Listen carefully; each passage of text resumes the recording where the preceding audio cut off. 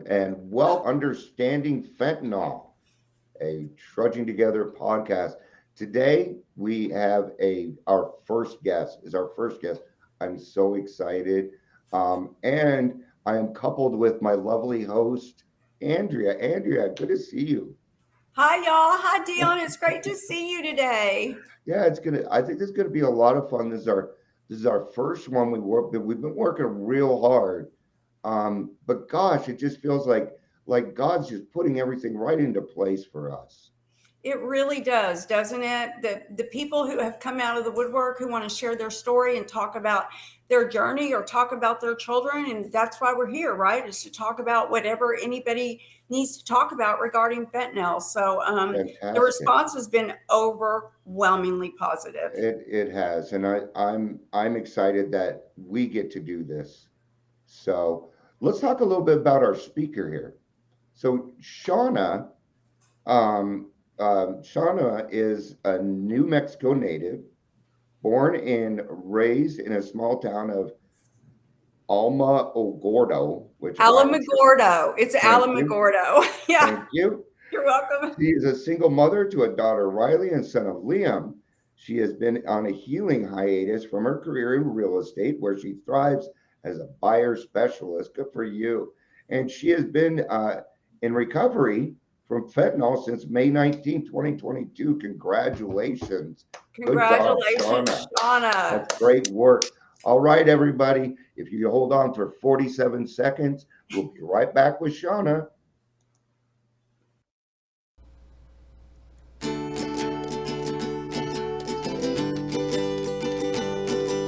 The woods can be dense for our acts. The sea can be deep for our diving. Hope comes and stops us in our tracks. Bravely we prove in our striving, trudging together each day. Where there's a will, there's a way. And we are There she back is. with Shawna. Shawna, welcome. Good to Hi. see you. Can you guys hear me okay? Hi. Yeah, we can hear you great. We can hear you Awesome. great. We'll let people know that Shawna is so serious about this that she currently has COVID and is still taking her time to come on with us. Man, Yeah. just the courage. Thank you, Shauna. We appreciate that. We No, really thank do, you. Shawna. Yeah, it's gonna No, be I great. appreciate you all. Thank you. Thank you for giving me this platform. Absolutely. So from here, this is kind of the weird part where I'm gonna go ahead and pass the show on over to you.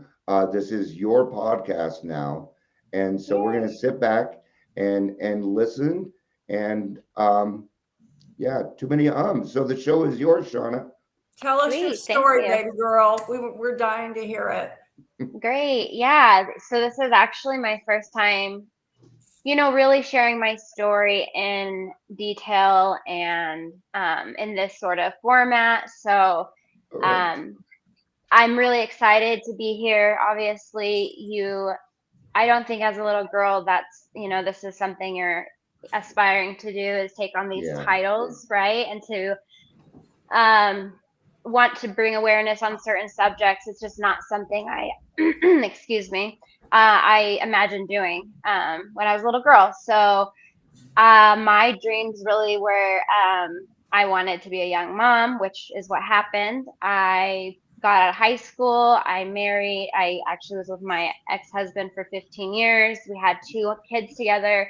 So Okay. all those things happened and came to fruition. And, on paper, everything was wonderful. Uh-huh. Had a great life as far as that goes. Okay. And toward the end of our divorce was where I started to see real signs of dependency issues. I was Okay. prescribed Ambien, I was prescribed Xanax, and at the time, the mindset is just I'm lacking sleep. I'm taking it for a reason. Okay. Um, but as I started to run through the prescriptions more quickly, and as the bottles started, I realized that it was becoming more of a problem. Yeah. And I remember even then thinking, wow, like I probably need to think about rehab. And that was, you know, probably about 6 years before I even touched Sure. anything else. So So what was going on that you needed to be on prescriptions? just deeply unhappy at the end of my marriage. It Okay, was so one of those, depression, just grief. covering, absolutely trying Okay. to escape my reality, you know, going to sleep so I could avoid any altercations or Okay. confrontations. So I take Ambien so I could sleep Ah, like a rock. okay. And the Xanax was just to escape, you know, Yeah, and it was added. Okay. Yeah, I understand absolutely. that a little bit better now. Did you kind of feel that way when you were younger too? I was prescribed Ritalin when I was a kid. So Okay. when you are told as a child that you Yep. need something in order to be normal, I think it definitely fucks with your psyche a little bit. So Absolutely. I feel like Absolutely. I've carried that throughout my life for sure, that, you know, I need to take something so that I can be here with people, you know, because Ah, I tend to operate really high energy, really high. Okay. And so to feel normal and to feel like Yeah, and that's a calm, little bit normal. Yeah.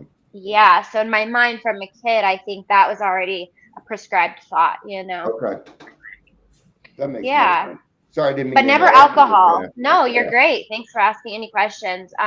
So alcohol's never been an issue. I've never struggled with alcohol. Okay. My biological father passed away when I was a sophomore in high school from cirrhosis of the liver, among other Oh, health issues from yeah. being a drug addict and alcoholic. So alcohol in my mom's side was very destructive, and I recognized early that that was something I didn't want anything to do with.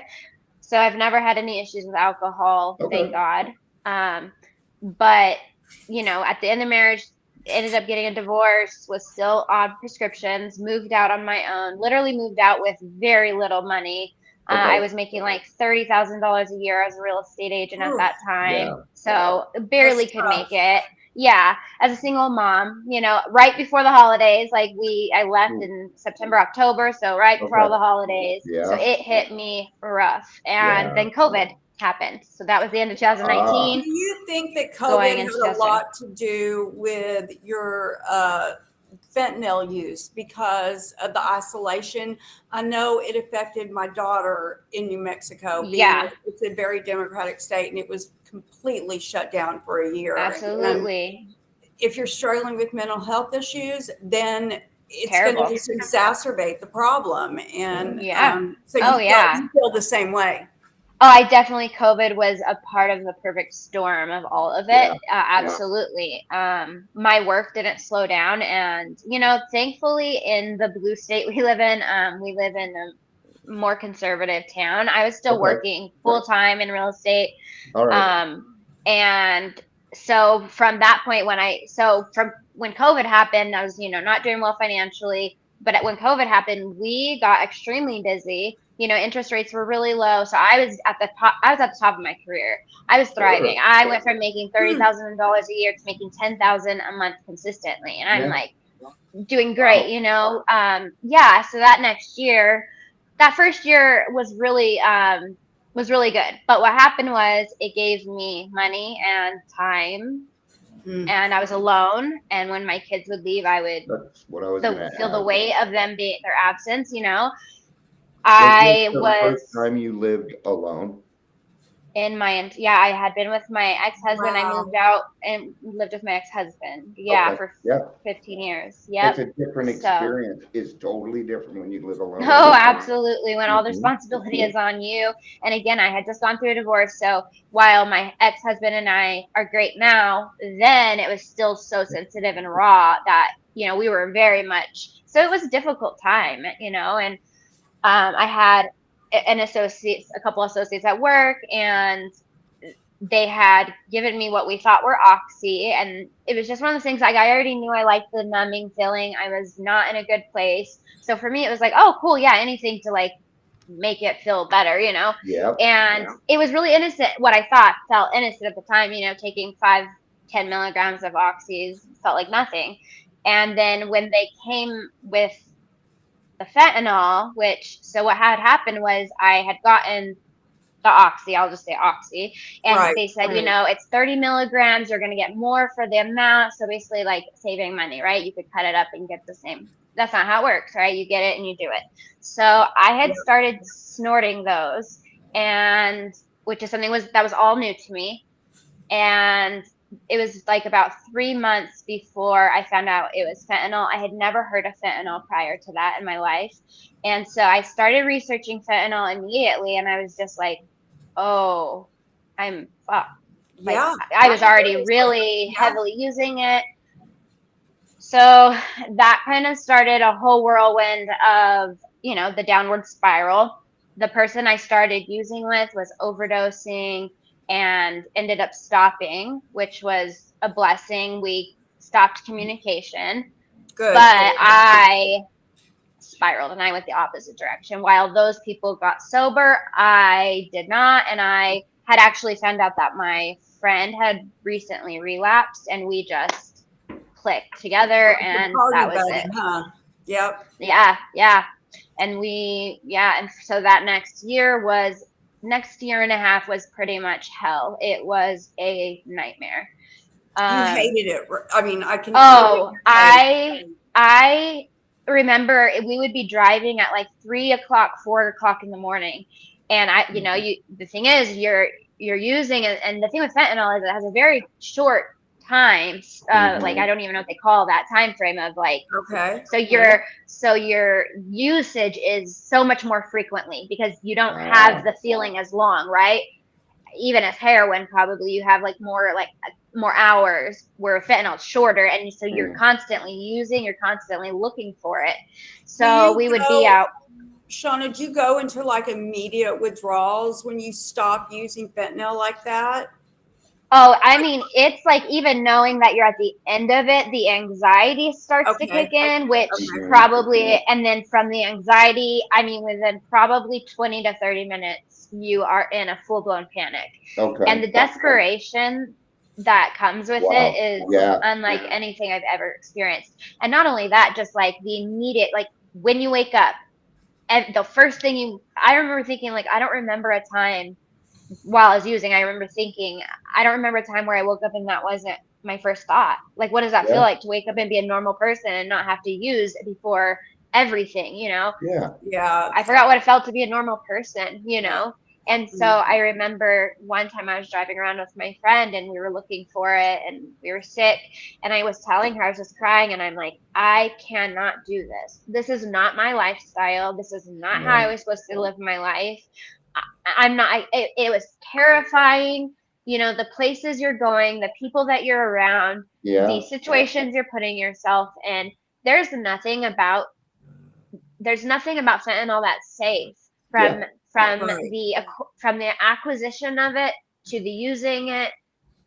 There's nothing safe about it, So when I think of, even in recovery, when I think about, someone like having a relapse with it, like the thought of having to acquire it is more terrifying than the thought of using it to me. Wow. That's a powerful thing, huh? I can't even describe it, right? Because people are very unpredictable. I'm my personality, clearly I'm very easy to get along with. I'm very bubbly. So even with those people, that personality came out. So even when you're in addiction, you're still going to attract people, right? So unfortunately, even though I was using and I was hanging around these people, I kind of rise the hierarchy pretty quickly with people. I hate saying rise the hierarchy, that's so stupid. But I really got in tight with people really quickly because I am a nice person and I cared.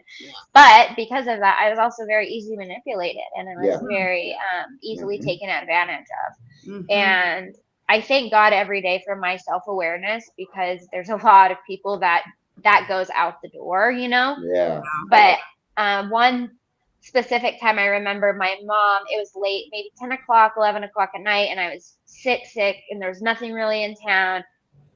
And I had called my mom and I'm like, please come over and watch my son. Like, I have to go find something.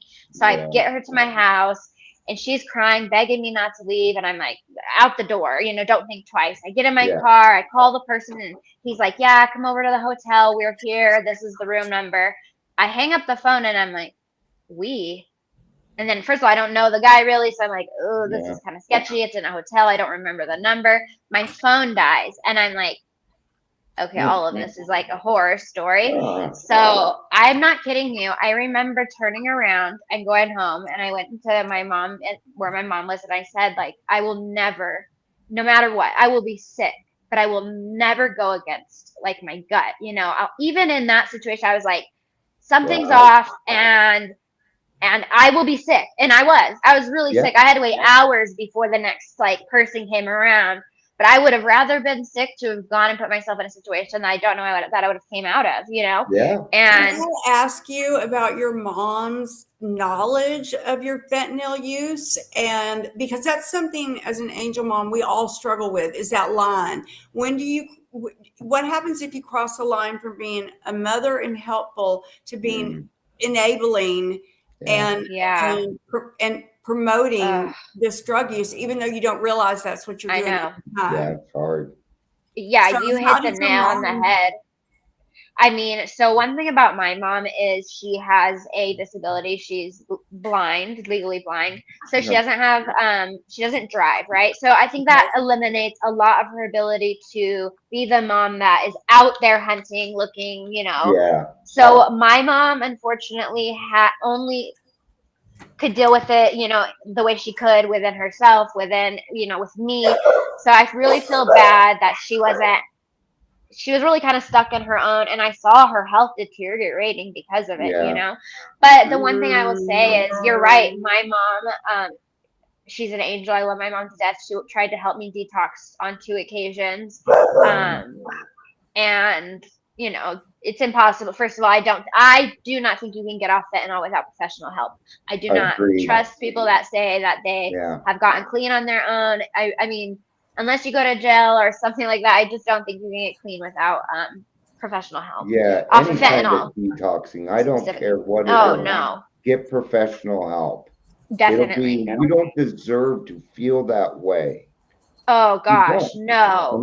And that's the biggest monster, right? When you're using, is you're like, my biggest thing that kept me in my addiction was the idea of having to detox. And because I had tried to detox on my own, I knew how awful it was. Yeah. So then that monster grew, So now this monster grew, and it's like, I mean, there were days where I'm like, this is it. Like, this is it. I basically, it was like, I remember there were days where it was like, I mean, most days you're like holding on to any shred of hope, but there were days where it was like, this is my life. Like, I don't know how I'm going to get out of this. It's too hard. So you really do create this monster of like, how to get clean and the detox. And that's, for me, it was like, once I set it out, so I'll get to, so I had that all had happened. My life had kind of spiraled, but where my kind of things had turned around was, the walls were closing in on me. I had always said if it trickled down to my kids, like, that was it. Like, I would not lose my kids. I would rather be dead. And I know that's crazy and harsh, but it's the truth. I was like, I shielded them and that was exhausting in and of itself, living this double life, because I'm still trying to put on, like, I hid that I was an addict as much as I could for the entire 2 years. I would not, and I denied. I tried to still, I still tried to I lost my job, over 6 figures a year. Wow. Oh yeah. I mean, lost that. Your life. Yeah. Oh, absolutely. I ended up getting arrested, which it's not like I've not talked about at all, but my ex-husband, I drove with my kids while I had taken some Xanax, and I dropped them off, fell asleep in my car, went home, fell asleep in my car, and ended up getting picked up and was arrested. And that was when it was like, okay, like, it is affecting my kids. Yeah. It was probably within maybe a month of getting arrested that I went to my ex-husband and said, like, I need help, And, I was so scared of his reaction, like him taking my kids away, and he was like, he was like, thank you for saying it out loud. I know, like, let's Yeah. do something. Oh, I of mean, course, right? You think you're yeah. hiding Oh, it he so was, well, and all the people that love you, no, everybody knew. Yeah. Yeah, that yeah. Shawna, that of course they Was did. gone, Oh, yeah. And And that's so Yeah. crazy that you say that because yeah. with my mom, that was one of the things she would always say. She's like, I cannot explain what it is, but something is missing. It's in your Mhm. eyes, it's in your voice. Yep. And, you don't understand what that means until you're sober and you're like, you have that light again, and you're like, oh, I Yeah. get it. And to go back to the mom thing, because I didn't really touch on my mom, as far as like the enabling goes, it was really difficult for her. The thing with her is I had a tendency not to ask her for money or anything like that. Okay. For her, it was more like watching my kids. So she had a Yeah. lot of like taking on my kids and keeping them somewhat grounded while I'm out doing God knows what, right? And then Yep. just the anxiety of what is she doing. Mhm. So, but she didn't know how or what to do or who to talk to or who to reach out to Yeah. or where do you start. And I don't want to get her in trouble. I don't want her kids to get taken care of. Am I overstepping as a mom, right? I think that was her biggest thing was I need her to get help, but I don't want her to resent me, right? Yeah. So And yeah, that was your addict brain thinking because your mother would never resent you. She loves you unconditionally. And that's oh yeah, no, absolutely, Yeah. absolutely. That's the And denial that comes Yeah. with the disease. Yep. for sure, yeah. It comes with that, and we all say this. I'm not hurting anybody else. I'm just hurting myself. And Yeah. maybe our kids are young and they don't understand drugs, but they do know that their mother wasn't there. And something is They different. can feel Yeah. that. Oh They can yeah, and feel it. like and also just the situational stuff because while I shielded it from them, it was still around in ways and Yeah. people and things. And even though they didn't know exactly what was going on, it was very evident that something was different, Yeah. and So- we were not safe. I have a question for you. So, there's been a rash lately of young children, infants, toddlers, 3 years old. Heavenly was 17 months old when she overdosed or was Yeah. poisoned by fentanyl in her formula. Did you ever cross that line where you had it around your kids? No. So mostly like, and I'm not gonna say like absolutely not. There were times they were in the house and so I had a really bad tendency of locking them out. So my son especially, like to this day, I have kind of like an open door as far as lock policy goes because he's traumatized, Yeah. There Wow. were and it would be like me and like my two friends in the room with the door locked and he's trying to come in. And when you're not letting a child in, I don't know if you realize this, but they continue to try to get in. And so the more he tried to get in, the more it would escalate. And the smells and I knew that they knew something, but again, my best friend at the time was using and they knew that because it wasn't a secret that she was using. So unfortunately a lot of it she would get a lot of the blame. Kind of I would put it on her and she would take a lot of that blame. Oh, it's not mine, it's hers, because there were a few times where like there was a foil left out and they'd be like, what is this? And I'm like, oh, sure. she left it out. Mistakes So happen. definitely. Yeah, so very terrible. And just even the people, there were people that started showing up to my house at different all hours of the night and day, not safe. So I moved from my apartment to a house and my biggest rule was please, I don't need anybody to know where I live. This has to be just, and within, nothing, people found out where I lived. And so, like I said, by the end, when I felt like the walls were closing in on me, I say that because, the people, everything had progressed to a level that was scary. And I was with, even in my house before I left for rehab, the people I was hanging out with were very, they bragged about robbing people in houses. And so I remember them knowing that I had to go to rehab and thinking So like when I went to rehab, it was a whole crazy thing because my ex basically was like, "You're going and you're going on this day," and I was like, "Oh no, no, no, no! I need more time. I've got to pack up my whole house and put it in storage." And he's like, "No, this No, is it or nothing." And I was yeah, like, so I that night I was scrambling trying to pack my house. It's like 3 o'clock in the morning. We're supposed to be in Colorado at 10 a.m. and I'm just like trying to pack my house up because I was so scared that I was gonna get robbed. My biggest thing Oh, when I went to rehab, I told my mom like I need my stuff out immediately. Like my stuff yeah, won't be there when I get home.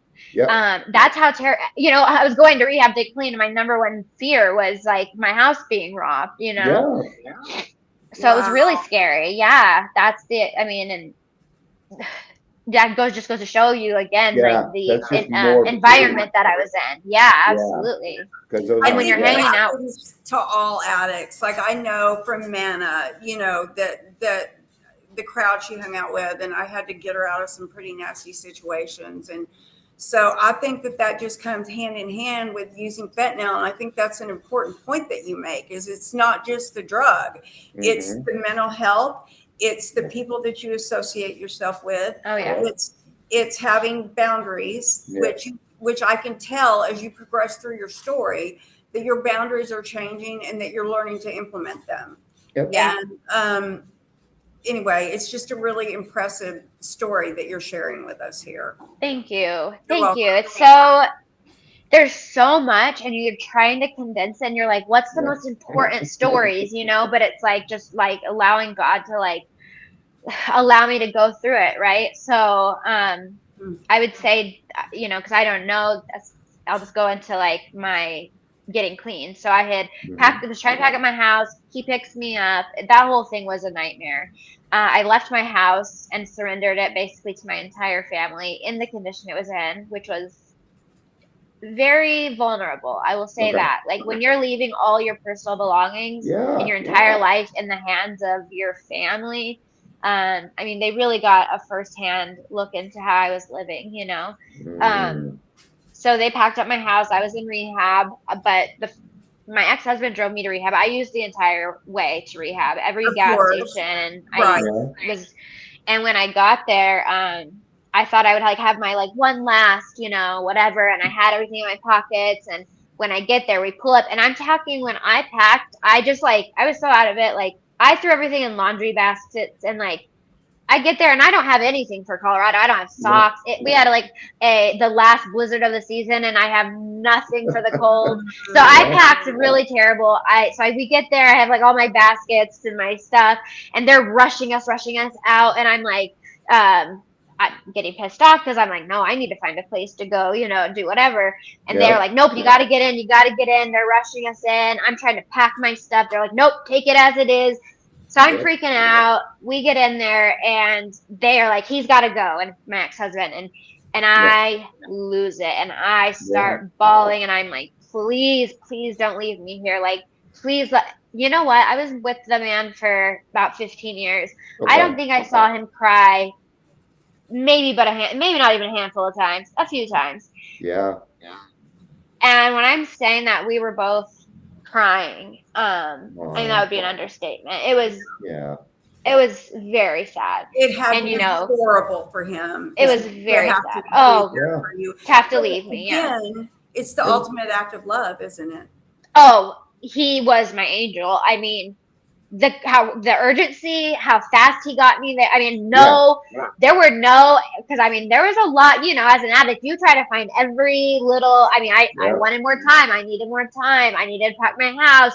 I was running late. I mean, when I'm telling, he really, but he was like, no, this is it. And I knew that that was it. I knew that he was going yeah, to give me one shot. And I knew that if I went to him, I had to be ready. And so I knew I was going, and yeah, I knew I was going to do it. Hmm. And with my mom, we had tried to detox me like 2 times prior to that. yeah, And I would talk to her a lot about it. And I would tell her, I just need to get to the other side.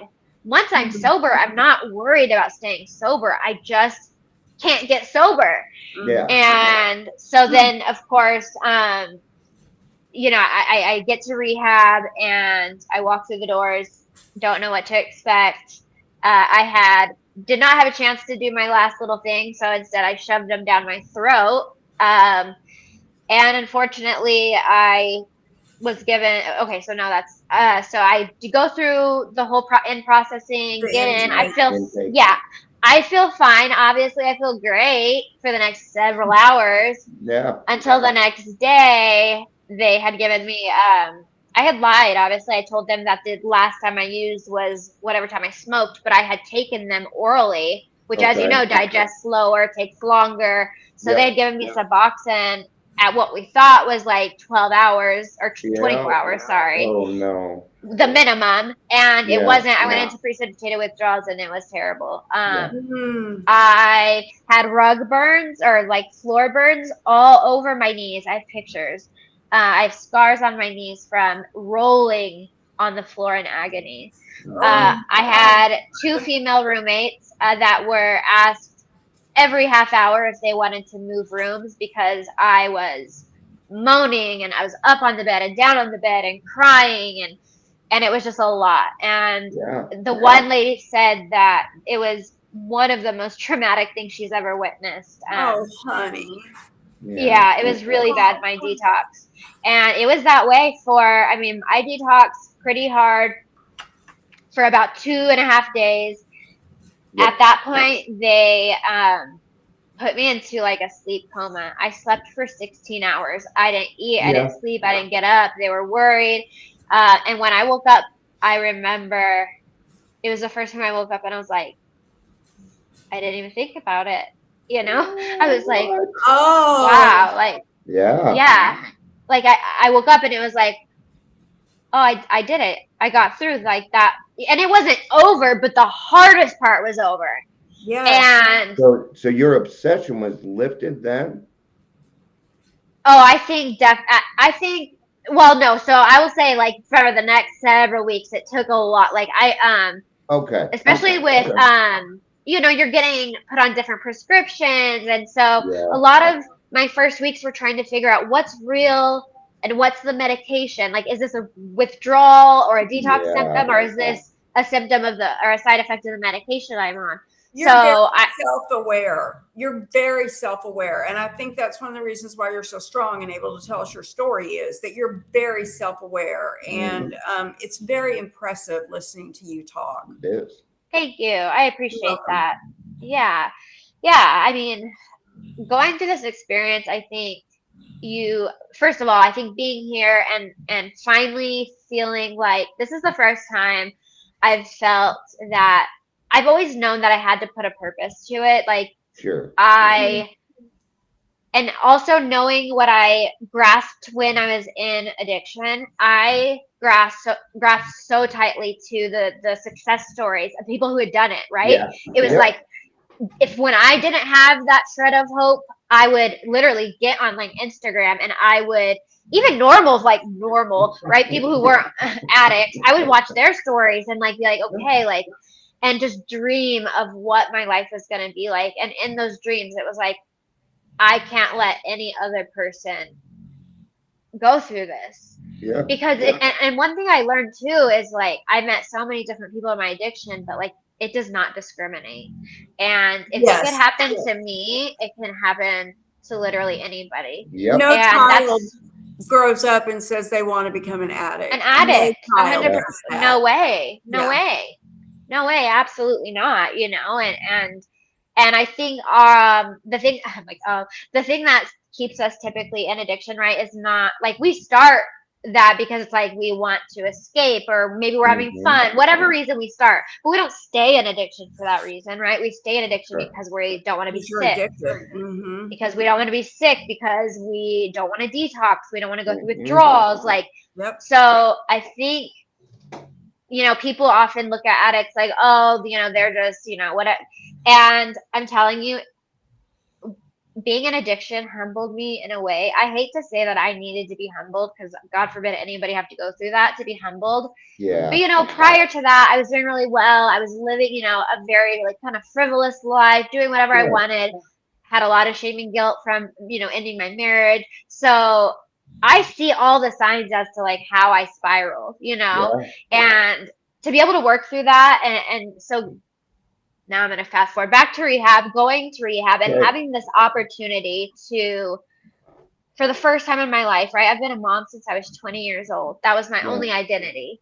Now, Mhm. and then I get divorced and I'm struggling to kind of figure out what my place is. And so going to rehab, I think, was the first time I had time in my entire life to work through and do emotional processing and to work through things and get to the root of like what happened. Because before I went to rehab, I was like, oh, I've only been an addict for 2 years, Yeah. since fentanyl. But that's not even the truth. The truth is I Yeah. started using way prior to that, and I laid the groundwork for an addiction years before it happened. Oh, yes. So Started when you were young. Mhm. yeah, oh, absolutely, definitely the Mhm. mindset, Oh, right? yeah. So let me ask Um, you something, Shawna. uh-huh. How do you maintain your sobriety? Like, how come 100,000 children a year die from young adults a year die from fentanyl, but for you, you were able to see what it was doing to you and not Mhm. let it destroy your life, Yep. literally by ending it. So, is it the threat of the withdrawal? Like, what is it that makes you do that? Okay, so to clarify, like, is it what keeps me like what keeps me What from keeps you going in back your and falling back? Mhm, mhm. I would say it's really okay. A good example is that I see some people sometimes around town and I see that they're still in the Mhm. same situation. And I look back at the last year of my life and I think of what I would have missed if I still was in that position. Yeah. And it's not like I think of that every day and that's what keeps me sober. But again, that self awareness of knowing that Mhm. I know what kind of derailment it caused in my life and how fast. And for me, it's just absolutely not an option because Mhm. I know the potential of my life. And I think a lot of my mindset, even before all of it was, I mean, or even while I was in it, was, this was never meant to be my life. Like I took Yeah. a detour, but this was not the path that I meant to take. So I think a lot of in my head, it's like, what keeps me sober is knowing that I deserve better, is knowing that my Yeah. Oh, kids deserve oh, I better, love that. Put uh, that on a is knowing, t-shirt. Mhm, right? It's knowing mhm. that like I deserve the a good, fruitful life, and Yep. that life is anything but nothing good comes from it. Absolutely nothing. In fact, I remember thinking, like, I'd have foils stacked up and because when Uh-huh. you're an addict, you keep them around, right? In case you're fiending. Mhm, So mhm. and I would just sit there and cry and I would think and I would watch my money just go into the Yeah, yeah, literally watch it go into the trash can. right. And so it's that kind of thing. It's like, even on days that I'm struggling and that feel like things are hard and it's like, I would rather just no, because even on those days, I'm still progressing. Things are Yeah. still, it doesn't mean that I'm regressing because like, you know, life is going to be challenging. And I think it's actually more challenging now that I have to do it sober. So like, Yeah. that's a lot of, Of it's, course, because you're you dealing with know, reality now, whereas before it was a you clouded could numb view. out. Yeah, Mhm. absolutely. And so that's one thing I do think I wish I would have been again. And I think in general, there's a lot of things I would have liked to be prepared for when I was getting out of rehab. But specifically, I think the readjusting to society, Yeah. Hmm. is a big one. I think that I wasn't quite prepared to, I was isolated for 2 years Yeah. and my reputation had gone down the toilet. Yeah. So you come back and you have all of this like shame. And you know what helped me? Tell me. Owning my story, telling Yep. my story, saying that, you Good. know what? Instead of all of Yep. you guys trying to tell my story, you don't even know it. And trust me, my story's a lot better. So Yeah. if my story, if my story is going to be told, it's going to come from me. And I Yeah. claimed my power, it's like, I'm not going to let people, because I kept hearing all these different things. It's like, that's not. So I think what helped me, especially coming home and adjusting, was being loud about my recovery and saying, yeah, Yeah. it happened. Yeah, it happened. And and it could happen to anybody, and I think that's important because there's still this absolutely terrible stigma, right, against addicts. Against addicts, Oh, there yeah. is. And it is honestly, and I think that really sets addicts up for failure as well in Yeah. Oh, yeah. recovery. Sure it Mhm. does. You So know, when you have that stigma and you're trying to get sober, and then okay, so we try and get sober, but we go to a hospital, right? They don't want anything to do with us either, Yeah. it's right? So true. it's and I'll give a quick example. I was working at Detox, and I was talking to the other people there. I'm like, you guys got your masters or your bachelors, I'm sorry, and yet you're coming to work at Detox. Yeah. Now it's because they were new to the company. You got to start at the bottom, right? Hmm. Yeah, but why is Detox the bottom? And I told them that's stigma. Yep. Hmm. That is pure stigma. Yep. And it 100%. happens a lot more than people know. Oh yeah. Yeah. Oh yeah. Well, plus, Yeah. Shawna, you're so beautiful, and Amanda was so beautiful. Neither one of y'all look like people think an addict should look, Yeah, right? you don't fit the description Exactly. of Right. what And an addict people looks don't like. realize that you, Amanda, me, Dion, we can all be addicts. Dion said something very powerful to me in our first podcast, and that was anybody can be an addict. Not everybody can be an alcoholic, but anybody can be an addict. And I thought back and I Yeah. went, oh my gosh, that is just Yeah. really Oh yeah. profound. It's true. Absolutely. It Well, is. and you're right on that, because you're born an alcoholic. Shawna said she doesn't have any problem. She can probably drink normally, right? Because Yeah. she doesn't have the predisposition for alcoholism. Mhm. But drugs are around, she's gonna go crazy, right? Yeah. So, Oh, absolutely. but what's dangerous about alcohol for addicts is it can lead back to the drug of choice. Yeah. Oh yeah. Alcohol. Absolutely. Yep. Well, Yeah. we are so impressed with your story and with you, and we are honored to have you on this podcast. you. And personally, because I know you, I just want to tell you how incredible you are and how strong you are and how honored we are that you continue to share your story with us. And is there anything that you would like to end the podcast with? Is there something you would like everybody to know?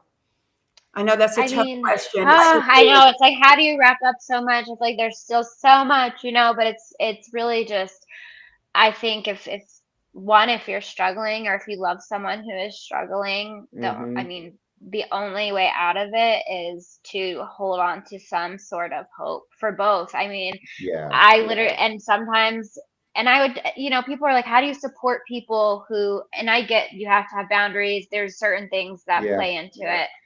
But at the end of the day, if you love that person, like knowing my mom loved me, again, ultimately the person has to want to get sober. But I would just say Yeah. if you're struggling, reach out to somebody like that. Once I spoke it out loud and told my ex-husband that I needed help, Yeah. I was free. I was free. Yeah. That was, that literally was the moment that changed. He gave me my life back, but I think until we are ready to speak it and acknowledge it and that say that we need help, we're going to be stuck in that, unfortunately, that spiral. And that spiral, there's literally nothing that comes from it. You're going to end up in jail or dead. That's it. Or dead. Yeah. Period. Yeah, you will. That's And it. it doesn't matter who you are. You're going to find trap houses.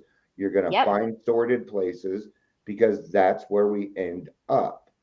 If you saw the places I was hanging, I'm telling you, I would pull up in my Audi, Yeah. I was hanging out. Yeah, exactly. Like I'm talking, I remember, and this will be my last story for app because this is terrible.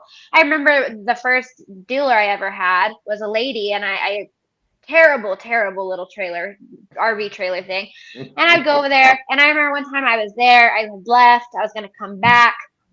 20 minutes after I left, she was Bear Mason robbed. 20 minutes after I left, and I was supposed to go back, but I didn't go back. That was the life. And that was that. It was like that all the time. Yep. So when That I was say a normal day. that was a normal Tuesday, It literally, you know. Wow. So I just, let's one last question. I have yeah. what do you think we could do as a community to help bring awareness and prevention to our kids? What do you think we could do with that? I I really think this What would you like to do is. with it? What would I like to do with it? I mean, I think that it all starts and ends with the truth, right? Yes. That's it. Okay. I mean, going and telling the truth. People ask me, well, how did you tell your kids? I told them the truth. Yeah. You Good for know, you, Shawna. Good for you. Because Yeah. what better way of prevention is to telling your kids and letting, Yeah. like, that is incredible that you did that. and they've got to see it all, right? They've got to see me thriving to the bottom. Yeah. So really, when people say, "Do you worry about it?" I'm like, "Oh no." I mean, No. you always worry about your kids for everything, but like, Sure. I don't. My kids got to see me go from the top to the bottom to the detox to Yeah. the terrible. My kids, not that I think that they're traumatized from music. I don't think you can, that's the thing. But I definitely think my kids have an idea of not even just how hard it was through the addiction, but my kids, what other people don't see is my Facebook, my Instagram. It looks like all these like things are happening that are good, but what they don't see is like with my kids, it's like when our water gets turned off, when my Yeah. card gets declined, and I'm having to face all that. I'm having to completely rebuild my life from nothing. Yeah. I put my life in such a financial, devastating place that like it's not going to be overnight to get back on my Right. feet, Yeah. Correct. So my kids have actually not only got to see the hard part of the addiction, but they had to see the hard part of what it takes to rebuild your Yeah. To life recover. and we're all suffering the Yeah. consequences of that. And It's your very kids are difficult. probably going to be better. They're going to teach other kids the right way, and that's what matters, And they're right? so So good. They're those so kids are going to proud of tell me. the other kids because they're going to be, well, blah blah. Oh yeah. No, my mom went through this, and this is Oh the yeah. truth because they're Yeah. truth tellers. Yep. They're just repeating what we say. So good job. Thank you. Yeah, the Yeah, fact that you said my kids are proud of me is just like the biggest statement you could have ever said, right? Yeah. It's Yeah. huge. Yeah. Oh yeah. They're very proud of me. Means When you're I was doing in something right. rehab, yeah, my daughter had sent me like a thread of all her friends' messages saying, "We're so proud of your mom. Like, tell your mom we're so proud of." And so she's not embarrassed either about my recovery. My kids are very loud about my recovery also, which, again, I think that's how we break that stigma, right? Is just Yeah. we be loud about our recovery, we tell the truth, and Yep. we tell that to our children and let them tell the truth. That's it. Bless you, Shawna. This Yeah. has just been so powerful. It has Really. been great. Thank you guys. I'm like I feel nasally and I can't breathe, but I'm like, hi, I'm here for it. Yeah. Yesterday You I was guys like, gave me all the we energy I can need. reschedule. She's like, no, we're doing it. Yep. I told Andrea, and that's a part of my recovery too, is, routine is great. And like, I have to have routine, but I really am I'm not working a 12-step program, but like, there's things that I've done. I've definitely done a lot of reconciliations and things like that, Sure. but just honoring my commitments, like Mhm. when I Being say I'm true going to to. yourself, right? Yes, because a lot of people, I lost a lot of trust and I lost a lot of credibility in those 2 years, not showing up, not answering calls, not answering texts. I was a Yep. flake. So now what's important to me is like showing up. Yep. If I say I'm going to do it, I'm going to do it. If I say I'm going to be there, I'm going to be there. If I'm not, I'm going to communicate. So Yeah. that's definitely one big thing in my recovery is just really trying Accountability. to honor my commitments. So it was important to be here. Thank you so much. Thank you guys. I think Dion may have frozen on his feed. I don't think that he's. Oh, he does look stuck, doesn't he? Yeah, I think he is stuck. Uh-oh. Oh, There he is. There he is. What a great place to wrap it up. All right, let me do my Jerry Springer here. It's where we kind of recap. So yeah, we already covered that addiction is different. But what I really got out of this is, we don't always all fall to the bottom, but what we all do lose is ourselves. We're in a battle for our soul. And And it's a very unnatural process, that's why it makes it feel so fucked up, you Yeah. know. But the point is, and what we were saying, what I got out of this was speak your own story and speak it loud, you know. Mhm. And Yeah. so thank you, Shawna. Thank you, Andrea. Thank You, you. everybody, for Yeah. being here today. Yeah. Thank you Yeah, guys thank so you, much. Thank Shawna. you. Thank you for creating this. Without you guys, That's you know, Dion. Yep, that's all Dion. Yeah, but you are such a big part of why you don't know this, Andrea, but like I have been following your story, everything for years. I even in my addiction felt connected to you. So somehow, and it's so weird, but even at that time, I knew somehow that we would connect. It's no like surprise that this is all divinely orchestrated. I it really is. believe that. I believe it too. Yeah. I believe in fate and purpose, and I believe God has a direction for us. You just have to be open to listen. And Yeah. Mhm. thank you for your kind words. And like I said, we're stuck with each other now. So Yes, Yeah. I love it. And Dion, thank you for meeting. Like, I appreciate you too. I mean, you met me and brought me right on, and that to me, I mean, means everything. Thank you so Yeah. much for trusting me in your space. Yeah. And that's, Andrea and I are people of trust, and we use it the right way. Yeah. And I and love this is that. what happened. Well, it's God's will, not mine. This is Yeah. God's stuff. So Absolutely. fantastic. Thank you, everybody, to all my Wonderful. listeners. We yay! love you. Thanks for Yes. being our guinea pig, No, we Shawna. love Yay! you. I think it went great. Thank you You guys were so much. Yes, no, you were